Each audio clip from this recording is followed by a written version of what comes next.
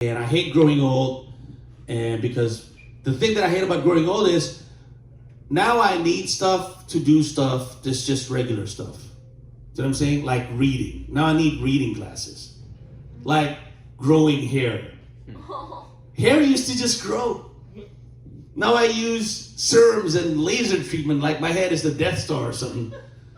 And I'm just losing everything in the front part of my head. Everything in the back is normal, but I decided to shave everything because I was looking at myself in the mirror and it looks like my hair is hugging my head from the back. Like, like let's just shave everything. But the thing that fucks me up the most is now my dick don't work. Yeah, it doesn't. I used to hate every time I get Viagra spam emails. I'm like, who the fucks need this shit? Now I refresh my inbox all the time. Where's that Viagra spam when I need one? But I think it's I think my dick is like Michael Jordan's first retirement. And what I mean by that is there's no problem performance-wise. I just don't find joy anymore. Hari ini, ntar malam tepatnya jam 8 gue ngisi di Eastville Comedy Club. Jadi sebelumnya gue mau ke QED dulu, open mic jam 5 sampai setengah 7. Habis itu naik kereta ke Brooklyn. Sampai sana mungkin jam setengah 8, jam 8 manggung. Eastville masih jadi satu-satunya comedy club yang ngasih gue pas. Gue masih menanti ada comedy club lain yang ngasih gue pas. Belum terjadi target gue. Tahun ini ada satu comedy club di Manhattan yang ngasih pas, cuman belum terjadi. Jadi ya udah kerja keras aja gitu mah. Nggak usah ditunggu. Kan New York gitu. Kerja keras tanpa ekspektasi. Selamat datang di .id Weekly Vlog.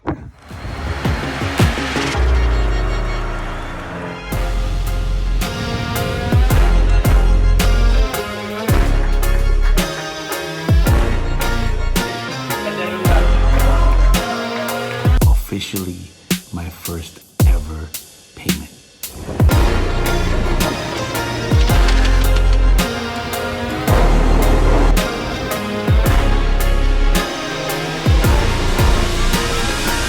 Thank you very much, everybody. Thank you. Give it up for your host.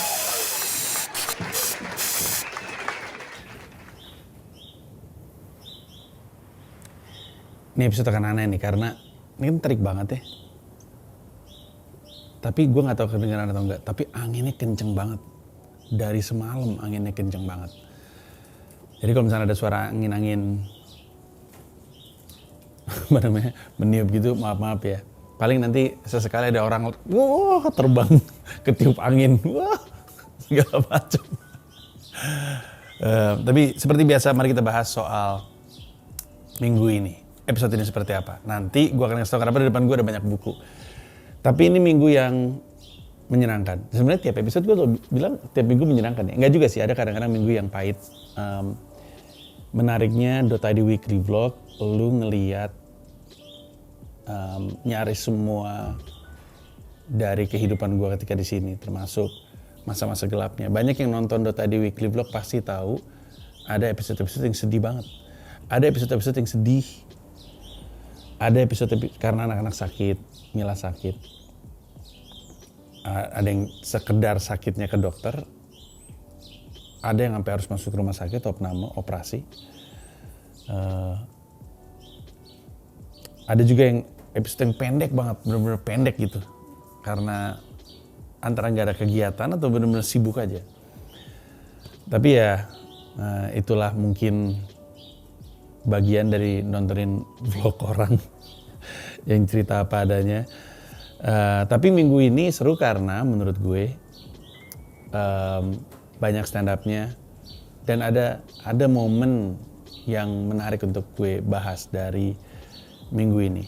Dimulai dari hari Senin. Hari Senin gue nggak ambil job stand up. Selain karena gue mesti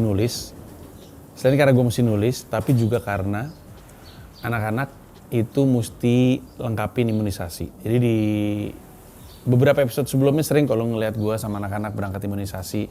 Karena sekolah-sekolah di Amerika Serikat itu lu nggak boleh masuk kalau imunisasi lu nggak lengkap. Dikasih tahu aja lu kurangi ini. sisa nih Dipo nih. Dipo sisa satu lagi yang mesti diambil bulan Mei. Tapi kami berangkat sekeluarga ke sana. Di dalam fasilitas nggak bisa difoto, nggak bisa di video. Namanya juga fasilitas kesehatan ya. Terus kelarnya kami ke seberang ada kayak mall gitu. Mallnya menarik sekali. Karena pertama food courtnya seru, banyak makanan-makanan dari berbagai macam negara gitu. Ada yang dari Yunani, ada yang dari ada makanan Argentina, ada makanan Chinese, udah pasti jelas, Jepang udah pasti jelas ada. Ada makanan Jamaika, ada banyak lah, ada donat juga, seru banget. Terus kami sempat makan di situ karena ya anak-anak kan, kelar itu kan jam 12 juga, jadi mesti makan siang dan anak-anak takut lemes kan karena habis disuntik. Terus kami sempat jalan-jalan keliling-keliling mallnya, ngeliat, ada toko bukunya lucu deh. Dari depan tuh toko bukunya kayak kecil gitu, pas lu masuk dia manjang, terus pas lu naik di dalam tuh kayak labirin gitu, seru banget. Gue juga nggak tahu kenapa gue nggak sempat ngerekam landscape-nya. Semua video gue tuh potret bentuknya, nanti dicoba diakalin sama si Adit, silo banget. Coba diakalin sama si Adit. Tapi sayangnya, jadi gue tuh lagi, itu kan kayak labirin ya. Jadi lu bener-bener nyerosok, terus udah gitu pas ada satu bagian, kalau nggak salah tulisannya, kan ada horror, ekonomi, bisnis gitu ya. Ada satu bagiannya American literature. Pas gue masuk bau banget. Pas gue lihat ada 2 orang homeless pura-pura baca. Tapi tidur gitu. Jadi karena kalau udah dingin, terutama kalau hujan, dan ini lagi banyak hujan kemarin-kemarin ini. Kalau lagi hujan, gembel tuh semuanya lagi pada masuk aja gitu. Masuk ke bioskop, masuk ke toko buku kayak gitu. Masuk ke stasiun subway, masuk ke kereta subway. Gue ada beberapa video di mana ketemu gembel dan pas masuk, bau banget. Pas gue liat, ada gembel tinggal di situ. Terus ada yang bener-bener, jadi dia duduk gitu tapi gitu kayak drug addict gitu. Sulit banget dah New York kalau udah lagi kayak hujan, salju gitu, semuanya gembel-gembel pada turun ke titik-titik hangat. Kayak serangga gitu, serangga kan nggak keluar tuh kalau lagi dingin. Gitu, mereka masuk ke dalam gitu. Terus ya tapi secara umum mallnya menyenangkan. Terus balik, udah gue nulis untuk buku pecahkan yang gue udah cerita dari episode minggu lalu. Nah, si buku pecahkan itu gue lanjutin lagi di hari Selasa. Hari Selasa tuh gue bener-bener nulis aja buku pecahkan volume 2. Dan mungkin ada yang nonton nggak tahu pecahkan itu apa ya. Jadi gue kasih tahu penjelasan apa itu pecahkan. Ini dia. Tidak ada yang lebih jelas mengukuhkan posisi Comika sebagai perusahaan yang ngebangun industri stand up comedy dari unit bisnis yang bernama Pecahkan. Pecahkan adalah lembaga edukasi stand up. Sejujurnya gue pertama kali bikin cuman karena gue capek ditanyain sama orang-orang, bang gimana caranya daftar jadi stand up? Apa coba daftar jadi stand up? Mau jadi komika? Ya jadi komika aja. Cuman lama-kelamaan memberi jawaban silakan ke open mic terdekat kepada lo tuh jadi kurang cukup buat gue. Karena gue ngeliat sendiri seperti apa open mic di sejumlah komunitas. Yang jadi kendala itu kan beda-beda standarnya dalam hal menyiapkan fasilitas untuk open mic, termasuk menjalankan open mic-nya, menyediakan mentor, beda-beda. Ada yang mentornya oke, ada yang nggak oke jadi mentor karena dia lucu aja enggak. Cuman dia paling senior aja di situ. Plus, gue nggak bisa punya influence kan terhadap sejumlah komunitas di Indonesia, jadi gue bikin aja Pecahkan, lembaga edukasi stand up. Tujuannya itu cuma satu, bukan untuk berbisnis, tapi untuk melahirkan sebanyak-banyaknya komika dan menumbuh kembangkan sebanyak-banyaknya komika. Menariknya, walaupun tidak dibebankan terhadap bisnis, secara bisnis, oke, Pecahkan. Oke banget malah. Kudos untuk seluruh tim yang ada di dalam Pecahkan. Nah, tapi setelah kami jalan dari 2020 untuk melahirkan Komika dengan buku Pecahkan volume 1 sebagai diktat, ada kebutuhan baru, membantu membuat orang-orang yang sudah jadi stand up comedian naik level. Kenapa ini penting? Karena hanya dengan mereka menjadi stand up comedian bukan berarti kemudian mereka layak untuk ngisi-ngisi acara stand up. Bukan berarti kalau gue udah jadi komika berarti gue udah bisa ngisi comedy club gitu misalnya. Nggak bisa. Mesti ada lebih banyak lagi komika yang berkualitas. Komika yang membuat orang ketika bayar tiket layak. Itu kan susah tuh. Gimana caranya coba? Kita mastiin ketika orang bayar untuk nonton stand up di comedy club atau di show apapun, layak duitnya. Berarti kan mesti lucu, mesti solid. Lahirlah ide untuk bikin buku Pecahkan volume 2. Oke, jadi Selasa gue nulis seharian, Rabu gue juga nulis dari pagi maksud gue. Tapi gue keluar.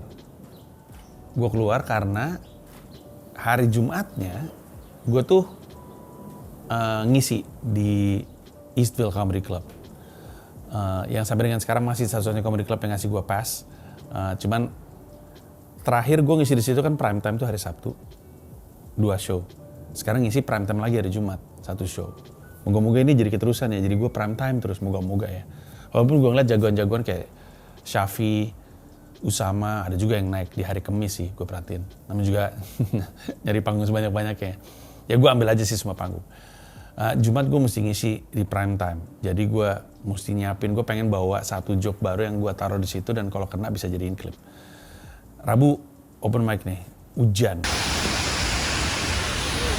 Terus, ini bukan hujan drizzling yang bisa, ya udah pakai jaket aja, ini bener-bener hujan jadi gue bawa payung.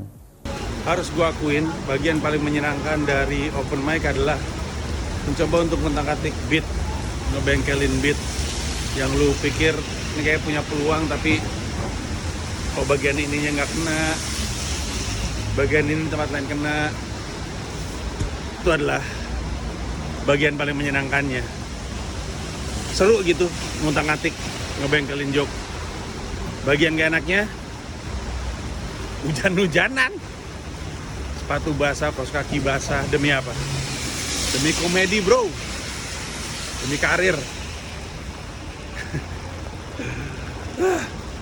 Tapi gue mau ke sebuah tempat yang baru gue karena baru buka juga. Tempat yang mau gue samperin ini namanya Rodney's. Gue baru pertama kali nih open mic di sini karena tempatnya juga baru buka.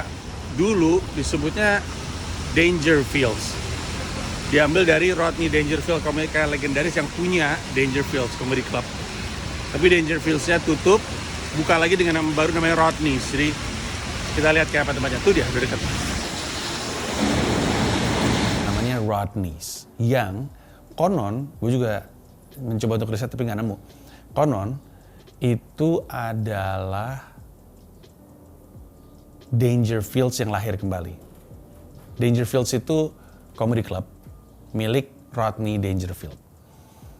Dia berdiri cukup lama, terus tutup, terus akhirnya buka lagi, bukan dengan nama Dangerfields, tapi dengan nama Rodney's. Tempatnya bagus deh, tempatnya indah sekali. Maksud gue, dibandingin sama begitu banyak comedy club yang gue samperin, termasuk Comedy Cellar dan Gotham, ini kayaknya yang paling classy.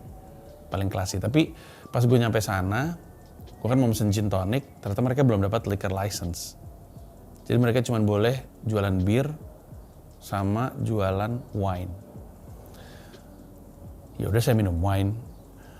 Terus gue open mic di situ, cukup menyenangkan. Kelar di open mic situ, gue geser, gue pindah, gue jalan kaki ke Producers Club karena dekat dari Rodney's ke Producers Club. Rodney's tuh Second Avenue kalau nggak salah. Producers Club tuh West 44th Street. Jadi masih area Midtown gitu lah. Jalan kaki menuju sana, hujan-hujanan. Sampai sana, gua ketemu sama orang yang nge-DM gue untuk nggak boleh datang lagi. Gue sapa dia, hey apa kabar? Panji gitu. Masih bisa, karena gue agak mepet, open mic-nya udah jalan, gue bilang, udah mulai kan open mic-nya masih bisa naik gak? Masih rada sepi kok, kata dia gitu. Jadi gue naik dulu, gue open mic, kelar open mic, Gue tanya sama dia lagi ngobrol sama orang. Gue tanya, gue tuh masih bingung loh, kenapa gue dilarang. Terus dia ngomong panjang lebar. Akhirnya misterinya terungkap. Intinya sih gini. Ini si orang yang jalanin acara-acara stand up di Producers Club. Ini orangnya emang dari dulu tuh kebacanya sama gue tuh hitung-hitungan, nggak mau rugi. Jadi kayak dia ngeliat gue punya nama, dia kasih gue kesempatan, dia kasih gue, bukan dia ya, yang punya tempat. Kalau dia tuh sebenarnya bartender, tapi dia jalanin Mic'd Up NYC. Dia bantu supaya gue punya petitioner untuk si visa gue, yaitu si pemilik Producers Club. Nah, terus awalnya kan gue bikin show di situ, bikin show cukup ramai, lama-lama nggak rame. Nah, sejak mulai nggak rame, dia tuh suka posesif gitu. Kalau gue diajak orang lain ngisi acara, waktu gue tembus di Eastville dan gue cerita sama dia ngelarang, udah lu di sini aja, nggak usah di situ. Kata gue kan, ya masa gue cuma manggung satu tempat, nggak bisa dapat karir gue kalau cuma satu tempat, gue bilang. Terus dia ya oke lah gitu. Terus ntar kapan-kapan, misalkan dia nge-book gue untuk hari Sabtu nih, untuk acara di hari Sabtu di Producers Club. Lalu ada orang lain nge-book gue untuk show acara Kemisnya. Ntar dia marah tuh, lu ngapain, kan gue punya si Panji. Bahkan waktu itu pernah kejadian 2 minggu sebelumnya, tapi di bulan yang sama dia marah, lu ngapain nge-book si Panji, kan Panji ada acara di sini. Terus dia bilang, lah emang nggak boleh? Ya jangan lah, kan dia ada acara. Ya nggak apa-apa lah, Panji kan juga pengen manggung sesering-seringnya. Terus gue bilang, ya sih gue juga pengen manggung sesering-seringnya. Jadi dia tuh sering posesif gitu, agak rugi kelihatannya, nggak mau rugi. Nah, kemarin tuh dia sempat agak kelepasan, tapi intinya sih gini, lu kenal Josh, lu kenal Kevin, lu kenal Rashad tuh di tempat gue. Terus kemarin lu jalan-jalan keliling Indonesia, terus gue nggak dapat apa-apa nih, gitu. Nggak tahu minta bayaran, nggak tahu minta potongan, nggak tahu apa, nggak tahu gue. Ya udah, mau ngomong apa? Ya kita mau open mic aja di situ. Udah, besoknya Kamis gue open mic lagi. Gue sempat open mic jam 5 di Grizzly Pear Midtown. Habis itu gue pindah open mic ke Producers Club lagi, punya Mic'd Up NYC. Nah, di situ gue ketemu sama komik namanya Shane Lawler. Shane Lawler ini bilang, lu tahu nggak? Kan ada satu komika namanya Eddie Spaghetti. Eddie Spaghetti itu komika tua, jangkung, mungkin umur 60, mungkin 70. Tua sih dia. Jangkung sekali. Terus dari cara dia opening tuh, kesan yang gue dapet dan joke-nya, kesan yang gue dapet ini joke jadul banget ya, zaman dulu banget secara format, jadul banget gitu. Hello folks gitu, openingnya kayak gitu. How are you? Gitu. Terus pas selesai open mic, dia cerita, si Shane Lawler cerita. Shane Lawler tuh komika yang akhirnya jadi bartender di situ. Dia bilang, lu tahu nggak yang kejadian sama si Eddie Spaghetti? Gue bilang, kenapa? Jadi Eddie Spaghetti itu nulis buku ternyata. Dia nulis buku tentang cara stand up. Dia kemana-mana suka bawa kayak koper gitu, koper briefcase kayak orang kerja. Nah, si Shane lihat buku itu bilang, gue beli deh, dari lu berapa sih harganya? $5 katanya. Udah beli sama Shane Lawler. Terus sama Shane ditaruh di atas bar. Supaya komika-komika bisa baca dan belajar lah, ditaruh di situ. Sudah nih, si Shane, angin kenceng banget dah. Si Shane bartender lagi, terus dia denger bunyi pshht, pshht, pshht, kayak halaman disobek-sobek gitu. Pas dia lihat, ada komika, temen gue juga. Ada komika, sobek-sobek itu bukunya Eddie Spaghetti. Terus kata Shane, ngapain lo? Itu bukan punya lo. Biarin aja lah. Masa dia pakai istilah dari Bible? Jadi di dalam bukunya itu ada istilah, gue Muslim ya, jadi gue nggak tahu, tapi ada kata Psalms. Ini kan dari Bible kan ya. Ini ada bab judulnya The Comedian's 23rd Psalms. Terus dia bilang, itu kan dari Bible. Masa dipakai untuk komedi, disobek-sobek sama dia. Terus kata Shane Lawler, bro itu bukan buku lu. Saudara ada diusir sama si Lawler. Kejadian itu nyampe ke kupingnya si Eddie dan Eddie-nya tersinggung. Tapi terus udah gitu si Shane bilang, tenang aja Eddie, gak akan kejadian lagi. Terus gue nanya sama Shane, kira-kira Eddie bawa bukunya nggak ya? Terus dia, Eddie, lu bawa buku lu nggak? Bawa, kata dia. Si Panji nih mau beli gitu. Iya, saya mau beli, gue bilang. Akhirnya gue beli bukunya. Lu nggak kenal dia, Indonesia juga nggak kenal dia, Amerika juga gue rasa nggak kenal dia. Tapi kalau dilihat dari fotonya, dia kelihatannya emang udah lama stand up. Bukunya judulnya Eddie Spaghetti's How to Become a Professional Stand-Up Comedian Without Bodily Injured, Undue Humiliation, or Looking Like a Complete Putz Breath. Di dalam dia sempat nulis buat gue, dan tulisannya tuh goyang karena emang tangannya masih gemeteran. Udah tua banget nih orang. Tangannya gemeteran banget ketika dia nulis ini. Dia nanya, gimana cara nulis nama lo? Gue bilang Pandji. Terus dia nulis, keep on laughing, keep on growing, keep on shining kayaknya. And be yourself. Be only yourself.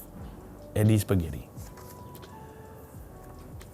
Isinya tuh, intinya sih pecahkan satu. Intinya, what is funny? Developing jokes, selecting jokes, setting timing, setting stage, developing your own style, impromptu performance, playing on words, finding your niche, thinking on your feet, handling stage fright. Ini semuanya nih, auditioning, handling heckler, types of comedian, promotion, money management, finding an agent.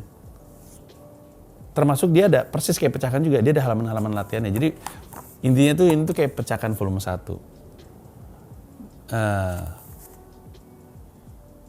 Dan Eddie mengingatkan gue lagi kenapa pentingnya gue nulis buku. Kebetulan emang gue tuh lagi banyak-banyaknya, sejak gue pindah ke New York gue makin banyak baca buku tentang sejarah stand up terutama. Karena stand up itu lahir di sini, kesenian stand up comedy itu lahir di sini. Diawali dari vaudeville, udah gue bahas sebenarnya di buku Pecahkan NYC.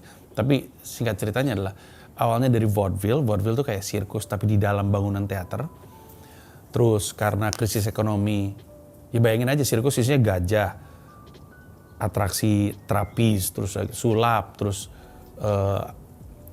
juggling, badut, semuanya lah, lawak, semuanya jadi satu. Karena krisis ekonomi, nggak cukup untuk ngebiayain semua, bubar, akhirnya jadi satuan, termasuk ada satu profesi di dalam vaudeville yang namanya performing in one. Performing in one itu naiknya tuh di antara sesi. Jadi kalau misalnya habis ada atraksi gajah, habis itu mau ada juggling, kan alat-alatnya mesti disiapin di belakang, tiranya ditutup, dia maju ke depan. Bukan MC, kalau MC kan yang nganterin dari satu acara ke acara lain, dia ngehibur. Tapi karena dia cuman sendirian, jadi sulap dikit-dikit bisa, ngelawak dikit-dikit bisa, juggling dikit-dikit bisa semua tapi tipis. Tapi intinya ngehibur, performing in one. Itu pun berdiri sendiri dan akhirnya jadi profesi stand up comedian. Kasarnya gitu, dan semuanya diawali dari New York. Jadi kemanapun gue pergi, itu tuh gue melintasi sejarah stand up comedy, kemanapun gue pergi. Akhirnya, makanya gue jadi banyak baca buku, dengar buku, banyak beli buku. Ini beberapa buku komedi yang gue beli ini, Sick in the Head, Judd Apatow. Dia ngewawancara ratusan stand up comedian. Dia dari SMA, Judd Apatow tuh emang udah seneng wawancara komedian. Di sini tuh ada dia wawancara Adam Sandler, Amy Schumer, Chris Rock, Gary Shandling, Jay Leno, Jerry Seinfeld, Jim Carrey, Ben Stiller, Jimmy Fallon, Louis C.K., Mel Brooks, Michael Che, Mark Maron, Sarah Silverman, Seth Rogen, Stephen Colbert, banyak banget. Terus ini Inside Comedy juga banyak tentang sejarah. David Steinberg yang nulis. David Steinberg adalah komedian legendaris. Gue juga baru tahu tentang David Steinberg. Gue pernah ngeliat mukanya. Jadi dia tuh punya talk show YouTube, Inside Comedy juga. Tapi di situ tuh dia nggak ngelawak. Jadi gue pikir dia bukan stand up comedian. Ternyata dia stand up comedian yang sangat berpengaruh pada zamannya. Dia besar di tahun 70-an, 80-an.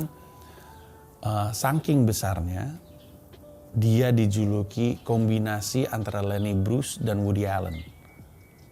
Itu udah dua nama legend dijadiin satu, jadinya David Steinberg. Dan di zaman Tonight Show-nya Johnny Carson, kalau Johnny Carson lagi cuti atau izin atau libur, yang gantiin David Steinberg. Dan dia cerita banyak soal dia waktu kecil nontonin Lenny Bruce, SMA dia nontonin Lenny Bruce. Keren banget bukunya. Terus gue juga beli bukunya Seinfeld, Is This Anything? Dimana isinya adalah joke-nya dia aja. Joke aja, semuanya joke. Dari halaman ke halaman, isinya joke-nya dia doang. Terus gue juga beli buku Coffee Table Book sih. Comedian in Cars, Getting Coffee. Gue juga lagi baca buku, lagi denger buku. Bukunya gue beli dan lagi on the way ke sini. Harusnya datang di minggu ini. Mungkin di episode depan gue kasih lihat bukunya. Judulnya The Improv, tentang lahirnya stand up comedy, lahirnya comedy club pertama di dunia. Yang lokasinya di West 44th Street. Sekarang udah nggak ada si Improv New York udah tutup. Ada sekarang kalau nggak salah di LA deh kayaknya. Hollywood Improv ada.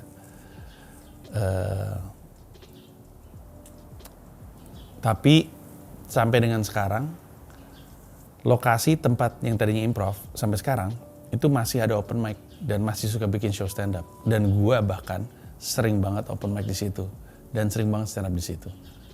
Minggu ini di episode ini gue samperin tuh tempat yang dulunya improv, sekarang namanya Producers Club. Alright, my name is Panji. I didn't know. Gue baru tahu gara-gara denger buku itu, audiobook. Sekarang di chapter 17 atau berapa gitu gue. Dan di situ gue beli buku ini dan diingatkan lagi betapa pentingnya sebenarnya untuk orang yang punya ilmu untuk berbagi. Dulu waktu gue bikin Pecakan, gue tuh bilang bahwa alasannya adalah karena gue tuh pengen bukan cuma memberi yang terbaik, tapi terbaik yang memberi. Kayak Eddie Spaghetti bukan yang terbaik di Amerika Serikat. Tapi dia memberi yang terbaik dalam buku ini gitu. Jadi dengan kemampuannya dia, yang mungkin lu gak tahu dia lucu atau enggak, dan mungkin banyak orang bilang dia gak lucu, tapi dengan kemampuan dia memberi yang terbaik. Tapi kan kita tahu ya, kalau dia memberi yang terbaik, tapi yang terbaiknya cuma segitu doang, ya sayang gitu. Sehingga harusnya yang terbaik yang memberi. Gitu. Harusnya orang-orang yang terbaik memberi. Makanya gue tuh seneng banget ngeliat Beler, Remin, Abdur, David, Awe, Uluan. Itu tuh mau dan seneng ngajar. Dipecahkan. Dan lain-lain. Bari juga, Rin juga ngajar. Karena emang kalau udah punya banyak, ngasih banyak gitu. Itulah kenapa Pecakan bikin buku, dan bukan cuma Pecakan. Yang pertama, gue juga nulis buku Pecakan Pecakan NYC, supaya gue nggak sendirian di sini, biar lu bisa baca dan lu nggak mengalami pahitnya gue. Lu bisa belajar dari kesalahan gue, mempersiapkan diri lu ketika lu kesini, lu jauh lebih matang daripada gue. Plus juga bikin buku materi. Buku materi itu sebenarnya buku materi kan, stand up comedian kan selalu nulis materi tuh. Dia selalu nulis joke gitu. Ya udah, ini buku materi aja. Dan ada halaman latihannya juga. Gimana halaman latihannya? Intinya, dan gue suka terharu banget. Gue kadang-kadang ke open mic, nggak usah ke open mic deh, nggak usah gue yang ngelihat sendiri. Kadang-kadang gue ngelihat misalnya ada foto open mic stand up Indo Jogja gitu. Terus di dalam foto itu, di atas salah satu meja ada buku materi. Itu gue suka terharu sendiri, kepake gitu ini buku. Karena emang buku ini diniatkan, tuh ini ada halaman latihan, emang diniatkan untuk ngebantu menumbuh kembangkan karir stand up comedian. Termasuk buku yang lagi gue tulis ini, Pecakan volume 2. Dan untuk menjelaskan apa isi Pecakan volume 2, gue jelasin di sini. Nah, kalau buku Pecakan volume 1 itu membantu orang yang baca bisa ngembangin kemampuannya dari nulis joke pertama sampai joke pertama. Pecakan volume 2 membantu yang baca untuk naik level lagi dari biasa, dari memulai di joke pertama sampai kepada stand up comedy special pertama. Naik level.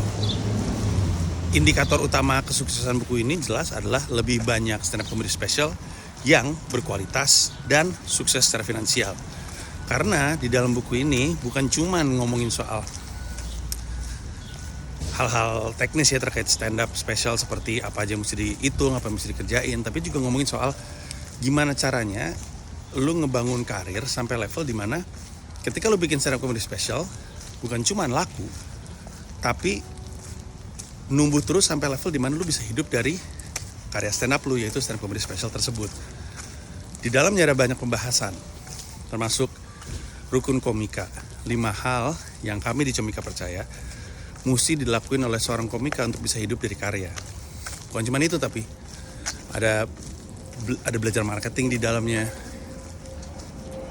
lengkap lah. Nah, tentu ini akan bermanfaat untuk Comika pribadi, jelas itu, karena Comika kerja bikin event mulu kan. Setiap minggu, hampir setiap hari Comika ngerjain event stand up. Berarti kan harus ada yang ngisi.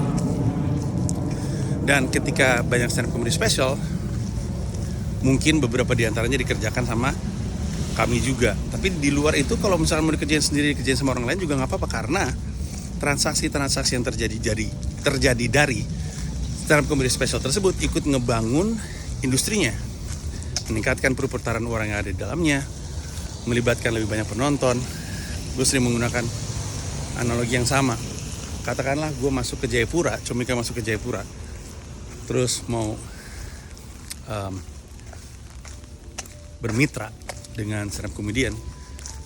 Kalau Comika itu orang, tangan cuma 2, jadi kami cuma bisa membantu 2 komika. Tapi kalau misalnya ada 5 perusahaan kayak Comika di Jayapura, jadi 10 yang bisa terbantukan. Jadi istilahnya tuh the rising tide lifts all boat. Jadi kalau misalkan kita tingkatin standarnya, kita tingkatin semuanya, industrinya, semua kapal-kapal yang ada di atas lautan tersebut ikut terangkat. Nah, itu sebenarnya harapannya dari lebih banyak orang bisa ngembangin karirnya. Dan kalau makin banyak komika yang berkualitas, makin enak juga bikin comedy club. Bukan cuma Comika doang yang bikin comedy club, orang-orang lain juga berpikir bisnis comedy club itu menguntungkan karena mereka tahu komika lucunya banyak, sehingga lebih banyak comedy club. Lebih banyak comedy club yang senang siapa? Pecinta stand up comedy, lu. Dan bukan cuma di Indonesia, bukan cuma di Jakarta, di kota-kota lain juga. Itulah cita-cita di balik buku Pecahkan Volume 2. Nah, udah tuh yaitu hari Kamis, hari Jumat, jam 8-nya kan gue ngisi tuh di Eastville Comedy Club. Tapi gue memutuskan untuk open mic dulu sekali, untuk mastiin ajak, terus gue baru berangkat ke sana. Jadi gue jam 5 open mic di QED, di Queens, itu sampai jam 6:30, terus gue berangkat naik kereta,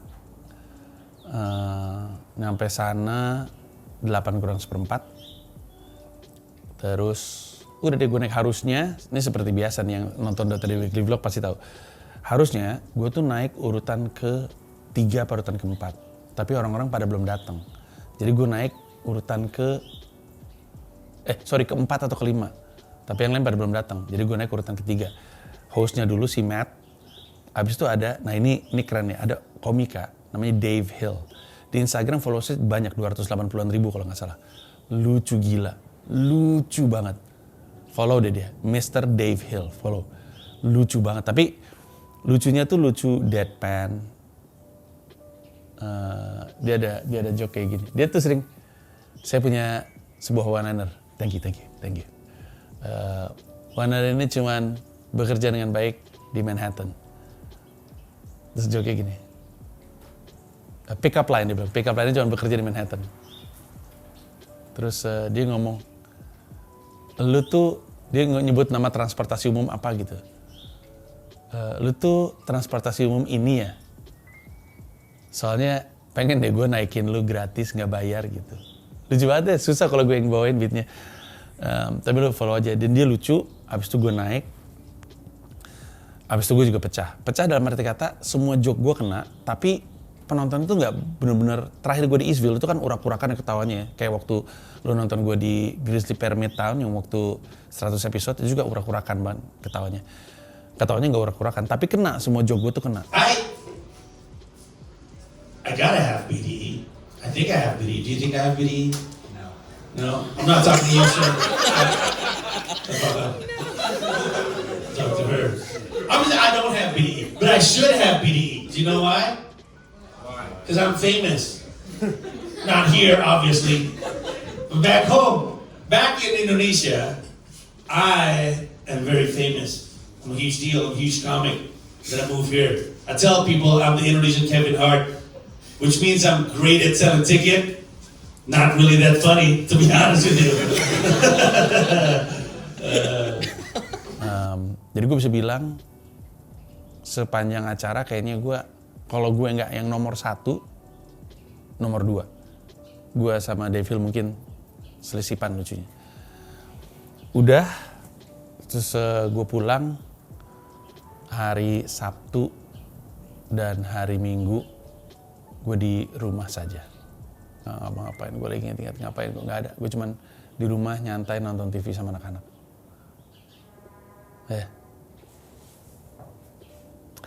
Tapi minggu ini memberi gue semangat untuk nulis lagi sih. Lucu. Gue kan sekarang udah bukan CEO lagi ya. Udah benar-benar lepas jabatan jadi komisaris utama. Kemarin tuh pas ke toko buku tuh tadinya mau sempat beli buku bisnis. Setelah gue pikir-pikir gue bilang, gue udah bukan CEO. Karena kemarin gue banyak baca buku bisnis karena untuk membantu peran gue sebagai seorang CEO. Akhirnya gue nyari buku komedi deh. Tapi gue nggak dapat apa yang gue cari di toko buku yang kemarin yang di Brooklyn itu, yang di mall itu.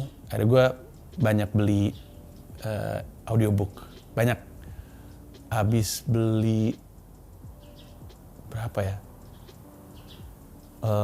Ada satu buku judulnya Chasing the Last Laugh. Itu tentang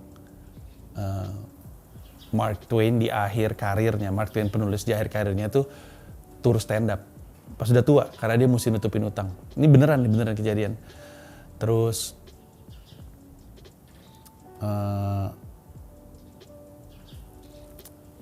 Born Standing Up, gue juga beli. Terus banyak lah, ada gue lupa bukunya apa aja. Nanti gue coba untuk screen capture bukunya, nanti gue kasih lihat ke si Adit. Tapi itu juga membantu gue menyemangati untuk nulis lagi untuk Pecahkan volume 2. Dan naskahnya akhirnya sudah selesai, sudah gue serahkan. Gue nggak sabar untuk berbagi isi dari buku itu. Dan prediksi gue, buku itu utamanya target marketnya adalah komika yang pengen tumbuh, kembangin karir, jadi udah jadi komika. Tapi kan ada banyak buku, ada banyak pembahasan tentang marketing and promotion. Gue rasa buku ini juga banyak beli sama orang yang pengen belajar marketing dan promotion untuk orang yang berkarya gitu. Seniman, penyanyi, pesulap, apapun. Harusnya ada dampaknya. Jadi gak sabar. Sekali lagi harusnya rilisnya bulan Mei, jadi ditunggu aja. Moga-moga lu suka dengan bukunya. Dan semua buku kami itu adanya di pecahkan.com. Kami nggak distribusi ke toko buku. Udah pernah waktu itu gue ngejual 1000 buku satu hari di online. Dan dan pandemi kan. Waktu akhirnya pandemi udah rada-reda, terus kita mau ngirim buku. Menurut gue ya, penawaran toko buku tuh nggak tepat untuk buku-buku kayak kami. Buku-buku indie yang peminatnya nggak banyak-banyak amat, nggak tepat. Walaupun kayaknya Pecahkan pertama itu adalah buku gue terlaris deh, lebih banyak daripada Nasional Ismi kayaknya. Tapi nanti kita lihat aja sendiri. Jadi seperti apa gue lupa, tapi banyak banget yang baca dan beli buku itu. Kalau mau beli buku Pecahkan NYC, mau beli buku materi, mau nanti beli buku Pecahkan volume 2, belinya di pecahkan.com. Mau belajar jadi stand up comedian, pecahkan.com. Ya, follow juga Instagram mereka comika.pecahkan. Itu aja dari gue, terima kasih banyak dan kita ketemu di episode berikutnya. Di episode minggu depan, Ramadan. Bye-bye.